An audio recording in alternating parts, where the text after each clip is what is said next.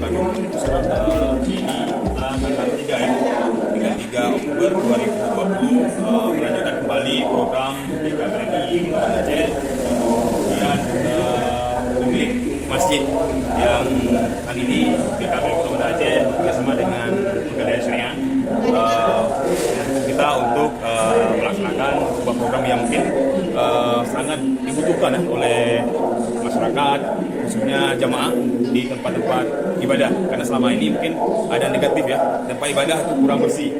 Jadi hari ini BKBRI Kota Banda Aceh, terutama Brigade Masjid hadir untuk merubah image itu dari yang tidak bersih, kita kembali bahwa tempat toilet, tempat wudhu dan sebagainya harus bersih, sama seperti di SPBU. Jadi kita rubah image lah, jangan masyarakat hanya berpikir hotel SPBU yang bersih, masjid dan musala juga harus bersih. Bismillahirrahmanirrahim. Assalamualaikum warahmatullahi wabarakatuh. Baik, hari ini kita sedang melaksanakan pemilihan nasah dan masjid yang insya Allah program ini yang ke-8.